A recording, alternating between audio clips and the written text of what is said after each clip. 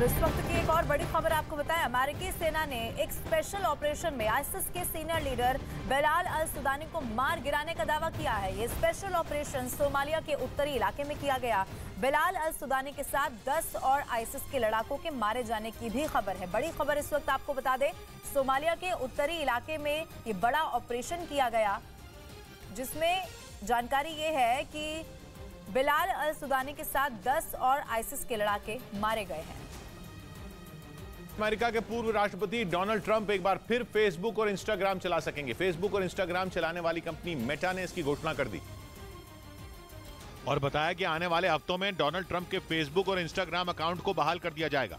Meta ने साल 2021 के जनवरी महीने में कैपिटल हिल दंगे पर उनकी पोस्ट के बाद उनके दोनों सोशल मीडिया अकाउंट बैन कर दिए थे। हालांकि मेटा ने उन्हें हिदायत भी दी कि अगर वो दोबारा नियमों का उल्लंघन करते हैं तो उनके अकाउंट फिर बैन कर दिए जाएंगे।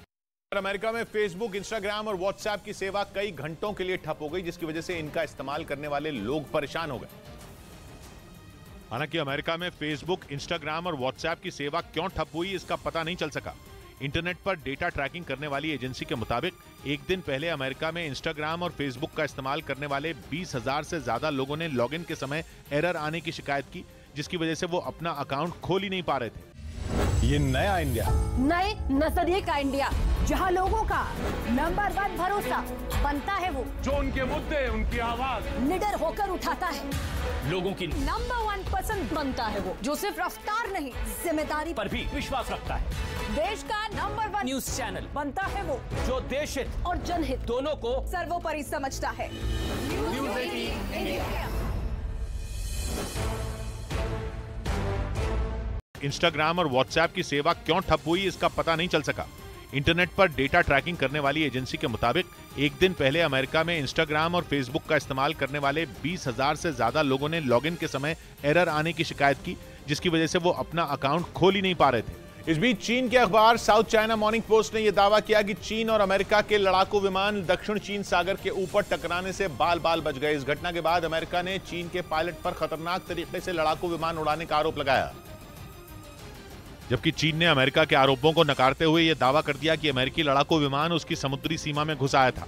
इसके साथ ही चीन ने अमेरिका पर जंग के लिए उकसाने वाली हरकत करने का भी आरोप लगा दिया। चीन की तरफ से एक वीडियो भी जारी किया गया, जिसमें एक नेवल बेस से उसके 2 J-11 फाइटर जेट उड़ान भरते दिखे। चीन के मुताबिक उसने इन दोनों लड़ाकू विमानों को दक्षिण चीन सागर में मौजूद अमेरिका के जंगी जहाजों पर नजर रखने के लिए भेजा था, जो उसकी समुद्री सीमा में घुसने की ताक में थे, और इसी दौरान उनका सामना अमेरिका के फाइटर जेट से हो गया। चीन का आरोप है कि उसकी समुद्री सीमा के पास पिछले कई दिनों से अमेरिका की सेना मिलिट्री ड्रिल करने में जुटी है, जिसकी वो कई दिनों से निगरानी कर रहा है, और इसी कड़ी में उसने अमेरिका की हरकतों पर नजर बनाए रखने के लिए अपने 2 लड़ाकू विमान उड़ाए थे। चीन का यह भी आरोप है कि अमेरिका के फाइटर जेट ने उसकी सीमा में घुसने की कोशिश भी की थी, जिसके बाद उसके पायलटों ने उसे खदेड़ना शुरू कर दिया। लेकिन अमेरिका का कहना है कि उसका विमान चीन की सीमा में दाखिल ही नहीं हुआ था, बल्कि वो विवादित क्षेत्र में चीन की हरकत पर नजर रख रहा था। और इसी दौरान चीन के फाइटर जेट खतरनाक तरीके से उड़ते हुए उसके लड़ाकू विमान के सामने आ गए। दावा किया जा रहा है कि चीन और अमेरिका के लड़ाकू विमानों के बीच की दूरी इतनी कम थी कि दोनों विमानों के पायलट एक दूसरे को देख सकते थे। मतलब ये कि दोनों देशों के विमान हवा में एक दूसरे से टकराने ही वाले थे। न्यूज 18 इंडिया की web series FIR number 208 streaming सून।